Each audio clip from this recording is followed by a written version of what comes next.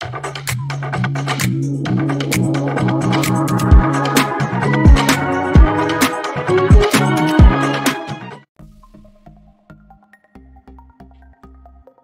kamusta mga kababayan ko, no? Mga parts, kamusta po kayo diyan, and welcome po dito sa ating channel. It's nice to be back here for another reaction dito po sa ating Pinoy Adobo, no?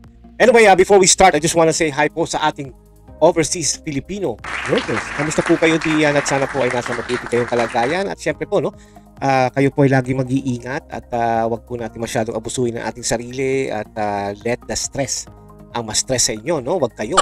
No, at wag po masyado seryosohin, and in case, no, na magkaroon kayo ng konting problema or let's say off kayo, I mean yung inyong isip ay naka off mode position, ay stop lang ng konti, 60 seconds, isip-isip lang at go back to your work. Okay, yun lang po ang pwede natin i-advise sa inyo, dahil yun po ang ginagawa ko dito. Pagka medyo nalilito ako sa trabaho, tigil, isip, 60 seconds, minsan 90 seconds na, at minsan umabot na ng 10 minutes. Kaya ako pupunta na sa break room para magkape. Anyway, ingat po kayo mga OFWs, at maraming salamat po sa inyong pagtuloy na pagsuporta dito sa Pinoy Adobo, at sana po ay lagi po kayong magdarasal, and don't forget to drink water. Okay? Yan po ang importante. Alright. Okay, syempre, no, kamusta ang ating mga kababayan diyan, lalo na sa aking mga kababayan sa Batangas, no? At ang Batanggenyo, kamusta po kayo, at sa buong Pilipinas, no? Hindi naman Batangas lang, syempre sa buong Pilipinas, dahil marami tayong mga subscriber dyan at mga viewers na dumadaan. At sabi nga nila ay Par, hindi kita makita sa YouTube.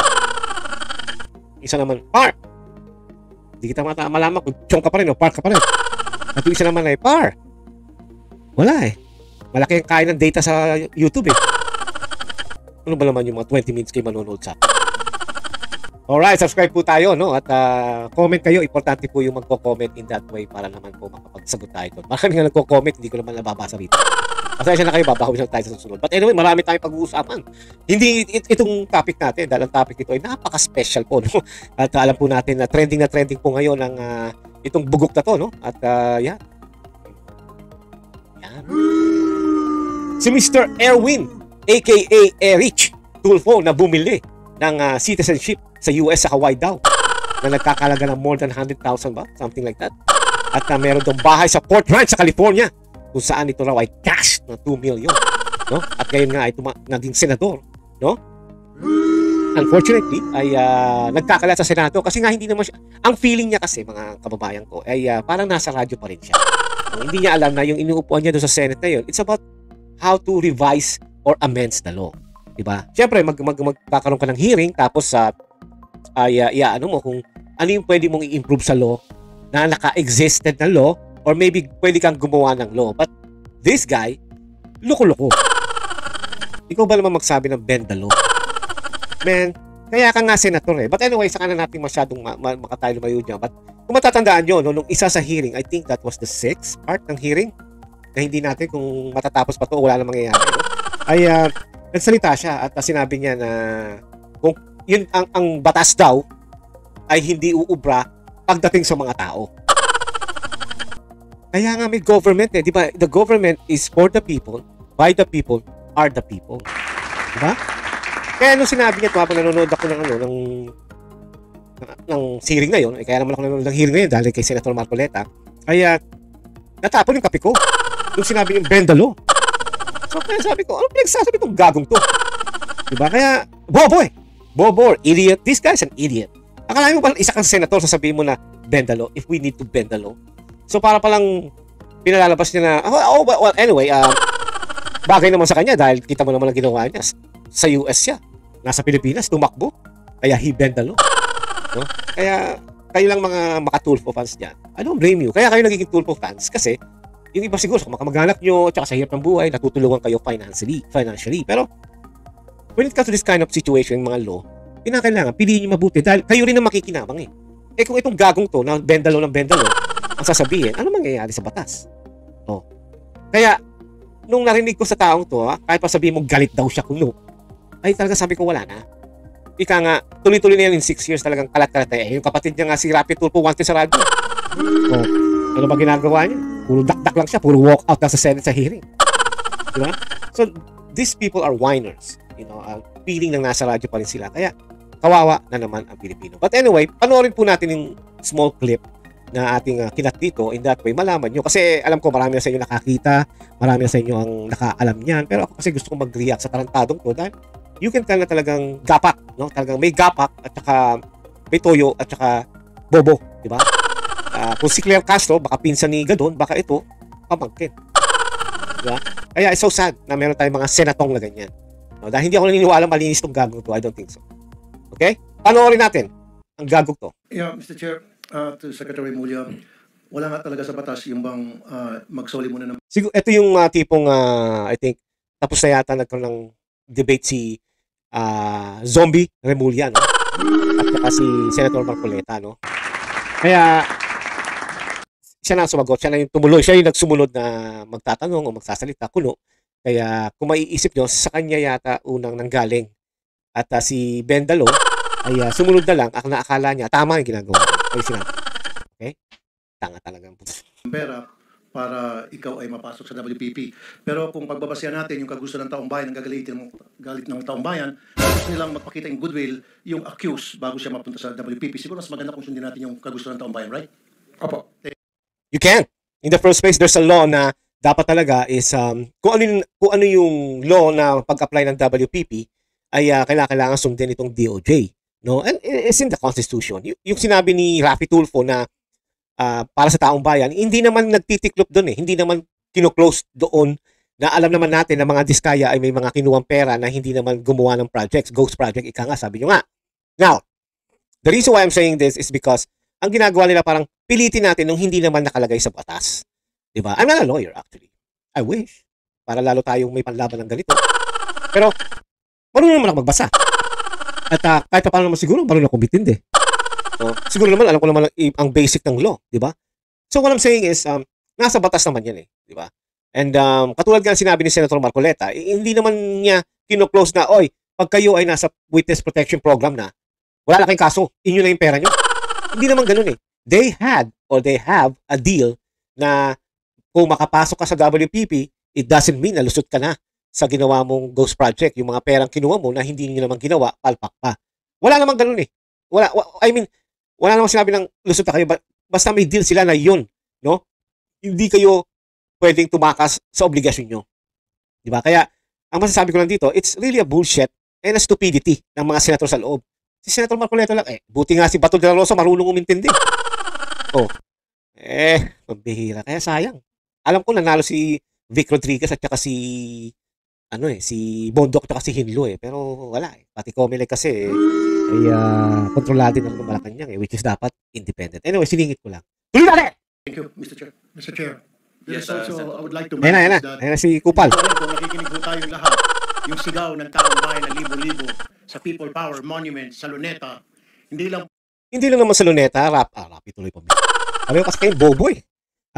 Enrich, hindi na lang naman sa Luneta. Meron sa Liwasang Bonifacio, meron sa Mendiola nagkagulunga, but we're not sure kung yun ay genuine, pwedeng binayaran, which is bayad nga. Kaya wag mo sabihin, meron din sa Davao, meron sa ibang lugar. Wag ganun sa Luneta. Ikaw naman, masyado ka nagpapalat at pinagtatanggol mo yung mga dilawan eh. Di ba? Masyado. Kaya ito nga mga chongs, umpisa pa lang, you can tell na bias ng hayop na to, no? And ganun talaga eh. Yan ang binoto ng Pilipino or nakalusot dahil sa Comelec, who knows? Only God knows. Dahil kung ang Pilipino talaga, ang masusunod at ang matitinong Pilipino na may utak, kasi mangilang-ilang sa Facebook na nakikita mo na talagang ang utak nila ay drain na. Saka kakapanood siguro sa Facebook. Hindi na sila nag-iisip. Pero kung ang Pilipino talaga ay open-minded and they really have an independent mind na pag-aaralan nila mabuti, hindi makakalusot to. No? Kung walang dayaan. Kasi nga, alam naman natin na itong last 2025 talagang it's a rig. No? Hindi to yung, I think this is the worst. No? Siyempre, panahon ng bangag, di ba? Ay, kaya ganyan namang nangyayari. Kaya nakakatakot din sa 2028. Alam naman natin si VP Sara ang sigurado na, di ba? Pero ang problema ay yung Comelec. Kaya sana nga, bago mag-2028, mawala na si Garcia. Kasi yun lang ang tangi na maging kahit papaano maging fair. Presidente nga ng Pilipinas, addict na, hindi pa marunong at saka walang iya eh. Tapos ang Comelec, hayop pa, di ba? So talagang mapapamura ka ngayon sa mga nangyayari ngayon sa mga politiko, di ba? Katulad itong gagong to, tanga. No? But anyway, tuloy natin yung katangahan niya. po pagnanakaw, they were also shouting ibalik yung pera nila. And I believe the Secretary of Justice heard that. And I believe Malacanang heard that. Kaya nga po, dito po sa mga kontraktor, mga opisyal, isole ninyo ang pera ng taong bayan. Hindi po batas ang pinag-uusap. Ito pa bago natin tuloy katangahan ito di ba? Hiling daw ng taong bayan. Ano ba hinihiling ng taong bayan bukod sa flood control? Majority. Tulfo. Tulfo boy. Di ba Marcos resign? Oh. Kung tama yung sinasabi mo at nasa batas na taong bayan ang masusunod, hindi na yung batas, dapat bumaba na si Bangag. Tsaka ikaw. Di ba? Kasi bobo ka eh. Sinisira mo. Sira na nga ang Senado. Ngayon, sinisira mo pa rin. Di ba? Ang tanga mo. Kaya ako, I'm sorry kung sabi kong tanga kasi nga yung law na parang wala talaga itong administration na to when it comes to law, wala talaga Kita niyo naman, again, kukulitin ko na naman kayo, di ba? Si Tatay Digong kinidnap illegally. Di ba? Hindi dinaan sa proseso. And that's part of Bangag administration, Marcos Jr. Ngayon, ito naman, bend the law. So, dito talagang mag-aano ka na mag-aalsa na yung galit mo di ba? Kasi Pilipino rin ako and although may mga corrupt naman noon at saka may mga gago pa rin politiko, no? Pero hindi naman ganitong katanga, di ba? Ang mga nakalagay ngayon sa Senado. Kaya sometimes namimiss ko na sila Gordon hindi, biro lang. Si Senator Miriam talagang namimiss ko, di ba? Wala ho tayong pakialam sa batas. Sometimes, you have to bend the law to be...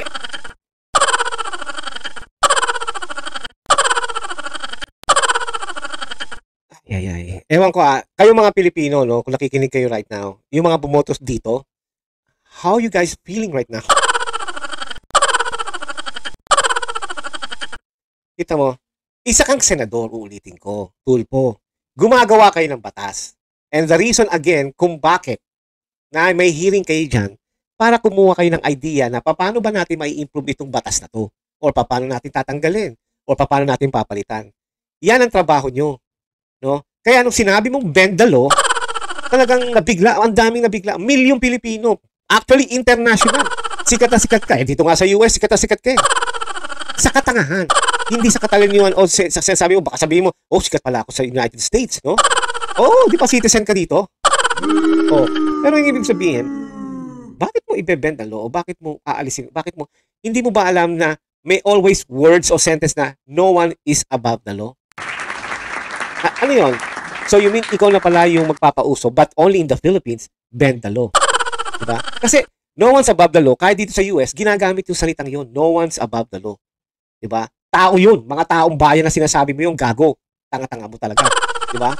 Kaya kung kinakailangan na ibalik, ang gusto ng taong bayan, ang gusto ng mga nasa luneta, talaga in-specified pa Alam mo kung matinuto mga parts, hindi niya sasabihin yan. Pero tanga nga Tangang-tanga. Kaya ayan, 6 years na naman na meron kayong tangang senador. And kahit malaman niya to, malaman ng mga crew niya, tanga ka, Erwin Tulfo. Diba? Nakakahiya ka sa Pilipinas. Diba? Harapin mo yung kaso mo dito sa US.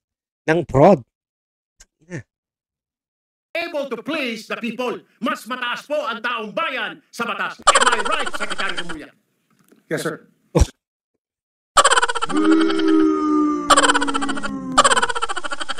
Ayan abogado na yan Thank you, Mr. Abogado na tong gagong tong zombie na to. Yes sir, di ba?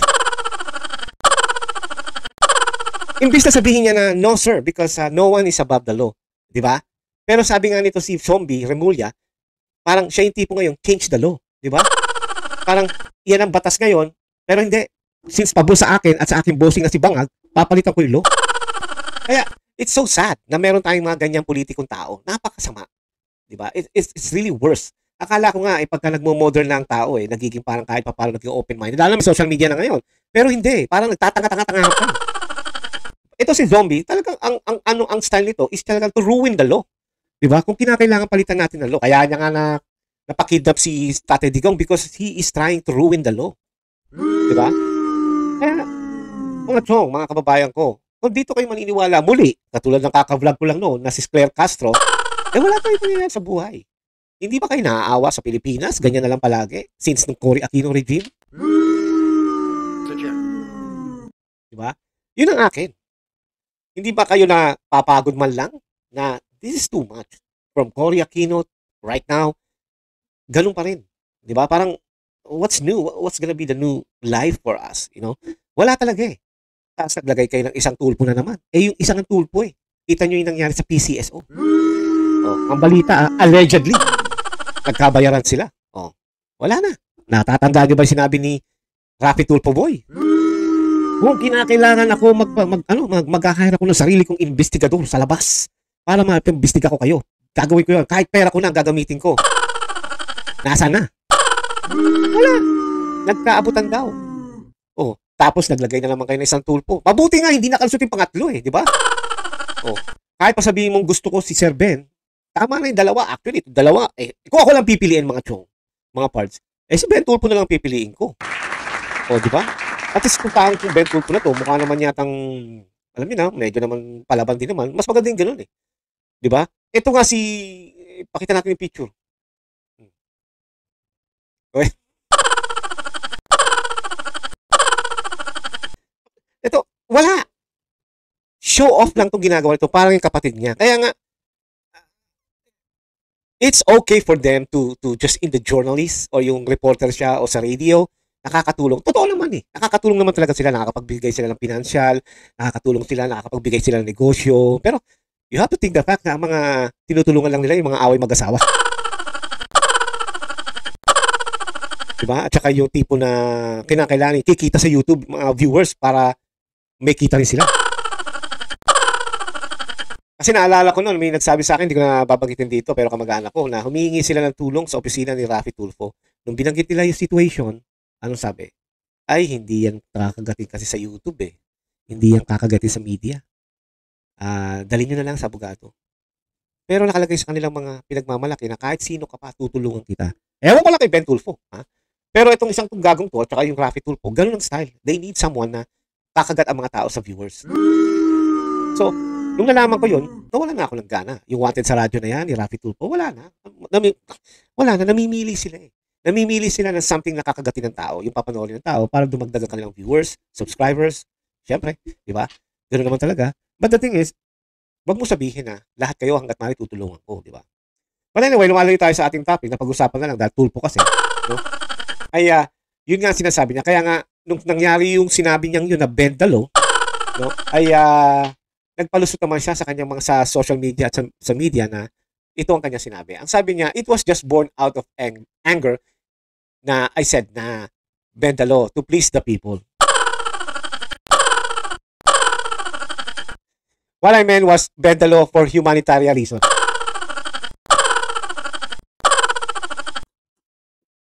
Alam mo, Tulfo Boy, aka Erich, no? Enrico Erich, no? Ay, you are a senator and the senator makes a law, ulitin ko, you cannot say that.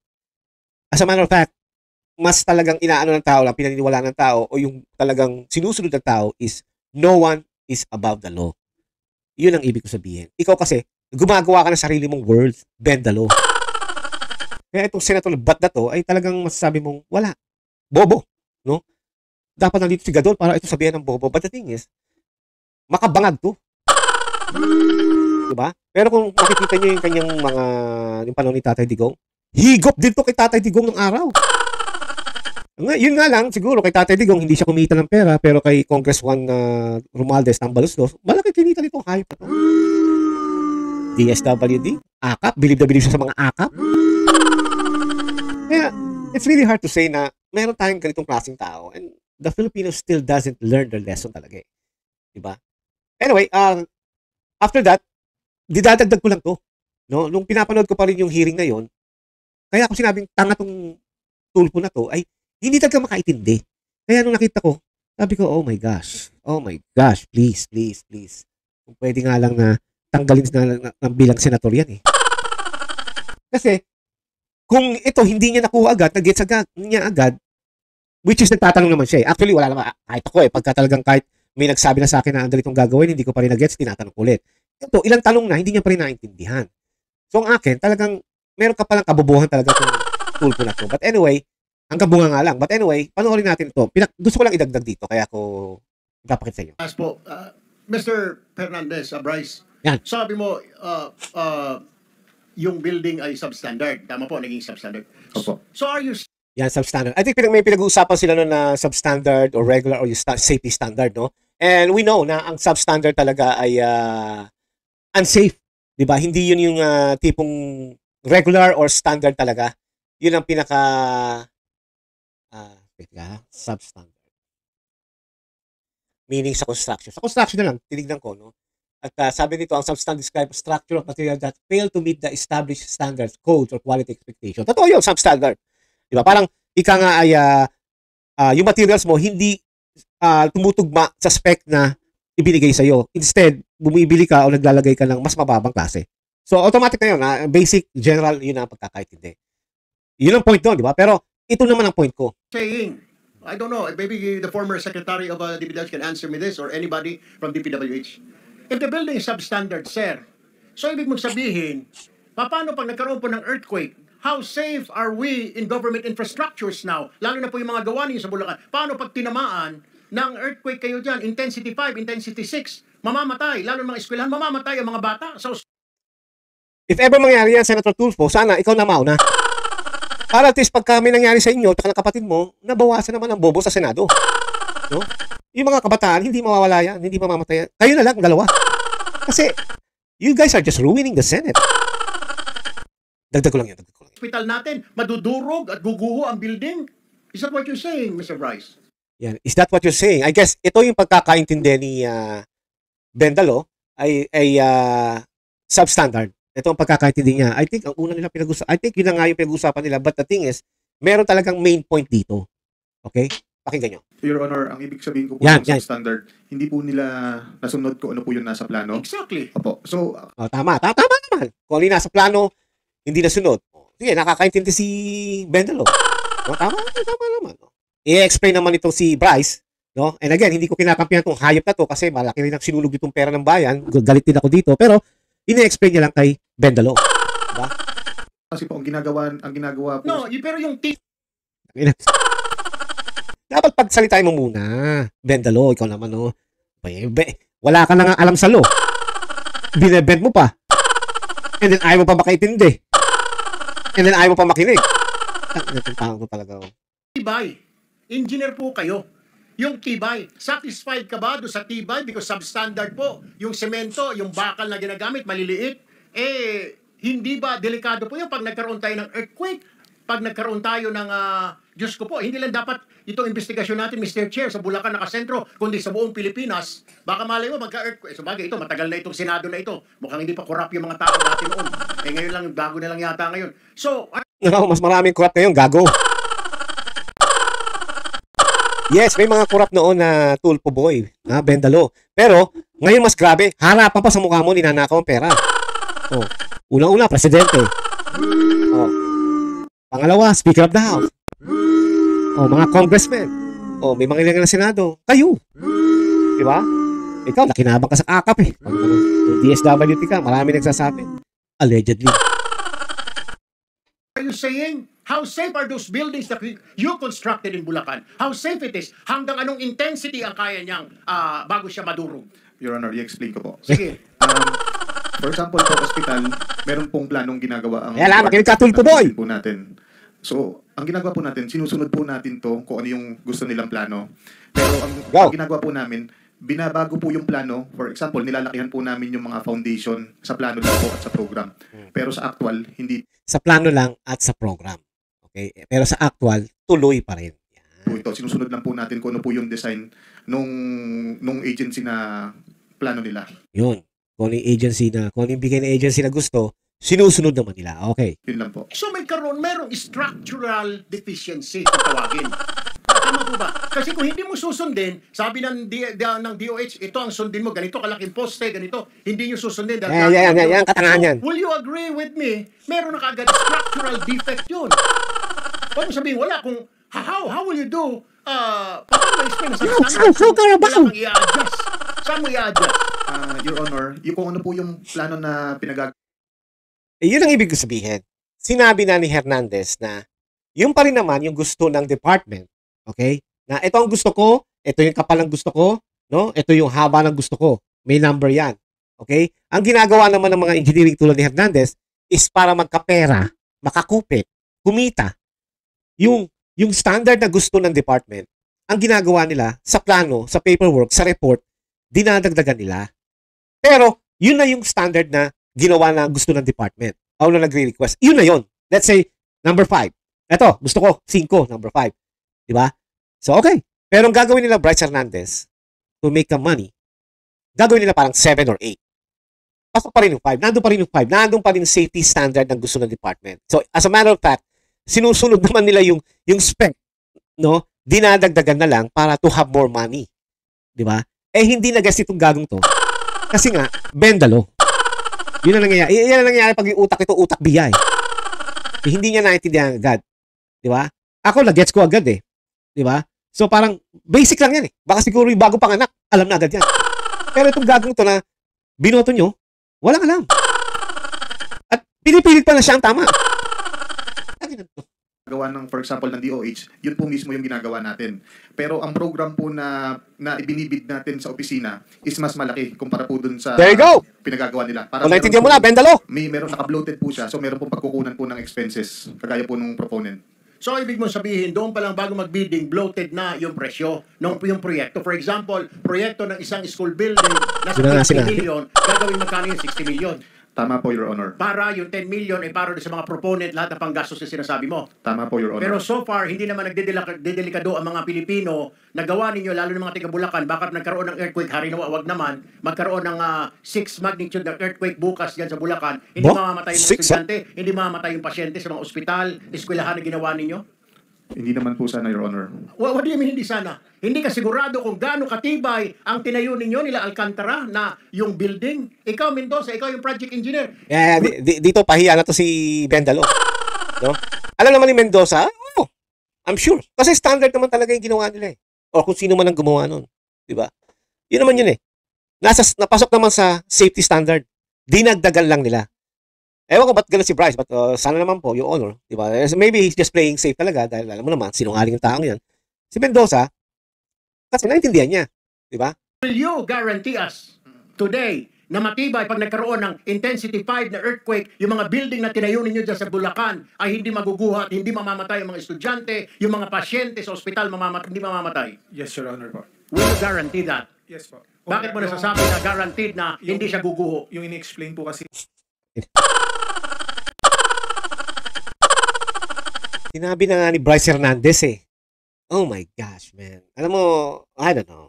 I really don't know. Talagang, this is too much. ni Engineer Bryce, kumbaga, kung ito po yung standard po natin na plano. Yeah, inulit na lang yan. Kung ito yung binigay ng DOH, kung halimbawa 2x2 sa program po yun, magiging 4x4 para yung gastos po sa proponent, sa opisina, sa bidding, kumbaga ma-cover po natin yung mga gastos. Yun. So kung 2x2 halimbawa, yun ang safety at request ng department. Kasi ang bawat department naman yan, I'm sure may mga sarili-sarili silang mga engineer din, no, na siguro private engineer or advisor lang na, ito, okay ba to? Safe ba to sa ating building na iano sa DPWH? Okay na po ba to? Siyempre, humingi niya ng mga advice sa mga ibang engineer. Siyempre, 2x2 is fine. That's safe already. That's good. So, ang ginagawa lang nila ng ibang corrupt na engineer, katulad ng Alcantara at itong mga to, ay imbis na 2x2, i-report nila on the paper program 4x4.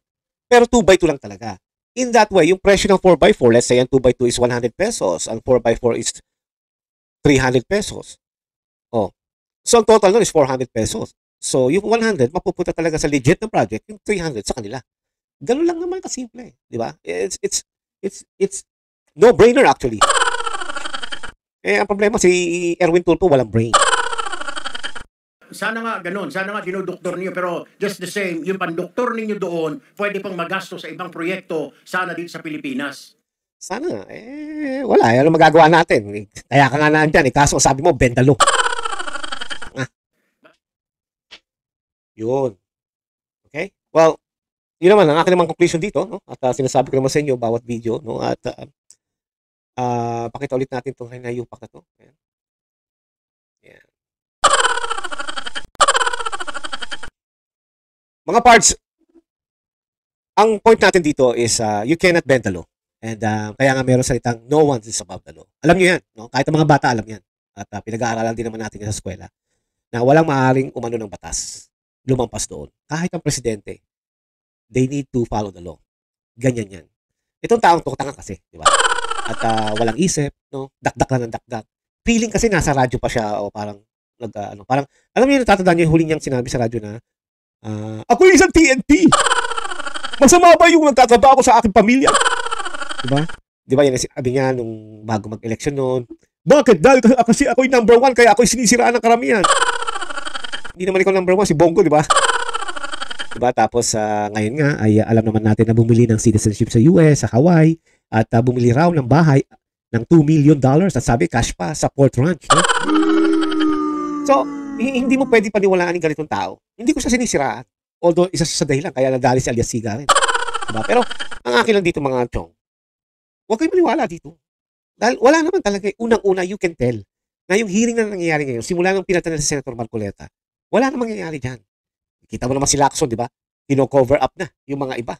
At sinasabi na kakasuhan daw or something na parang may gagawin sila do sa Marine na nagsabi tungkol sa pag-expose kay Tambaloslos at saka kay Saldico. No? And meron din tayong topic to, but the thing is, imbis na itong sila Lacson, sila Soto, instead of trying to solve the problem, kung sino talaga ang mastermind for everything, inaano nila nilalayo nila, parang nilalagay nila sa isang corner para hindi makita ng tao. But alam na ng mga tao kung sino talaga ang mastermind. They just wanna know in actual sa mga nagsasalita, sa mga witnesses. And alam na nila, kahit tayo alam na nila. Pero itong taong to, isa to sa hanggat maaari, ipupush na hindi malaman kung sino. Kasi boss niya rin si Tamba Diba? At who knows, baka yan din na naglagay kay Tamba sa Senado. So, all I can say is, we just have to be vigilant about this and huwag tayong maniwala masyado sa social media. Panoorin yung hearing. Alamin nyo yung bawat salita ng mga tao, lalo na yung mga senator na alam natin na may mga pinoprotektahan. Alam na, eto may pinoprotektahan itong gagong to Si Tuta Soto, si Ping Lacson, si Pinky Lacson. Diba? Pinanood ka rin, nakaraan pala ni Pinky Lacson, nakakalaban niya pala si Senator Miriam Defensor, no? Meron palang scam din yung gagong yan. So, wala. Kaya sana, mga Pilipino, mga parts, mga chong, mga kababayan, sa susunod na election sana, maglagay na tayo ng bago kasi look at them. Pabalik-balik lang sila. Ang bago lang sa Senado, si Senator Marcoleta. Siya lang ang para sa akin parang sa ngayon, maaasahan mo matino. But the rest, you don't know it already. Sila Tito Soto, tapos itong gagong tong scammer na to, tapos si Rapi Tulfo, yung mga anak niya, nagpa-party-party sa Vegas, yung birthday ng Tabatchoy. So, paano yan? Tapos isa pala ang ACT-CIS na nagdadala ng basurang pera na si Yap. Paano na yan? Bata nito, si Yap. ACT-CIS nitong hayop na to, dati. So, how will you believe that, mga chong? Diba? Paano? Ano? Diba? And I'm pretty sure ngayon, parang wala nang mangyayari sa hearing. But anyway, ang akin lang po is we have to be open talaga yung ating isipan na ito ba talaga? Ganun ba talaga?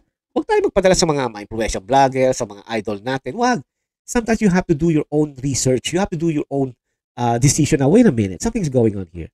Diba? We're not perfect. Nadadala rin tayo, naloloko rin tayo. But the thing right now is because of the sources, marami na tayo pwedeng mapagkuhanan.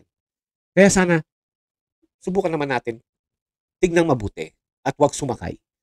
Okay? Alrighty, hanggang dito na lang po at ikaw ay, what do you call this?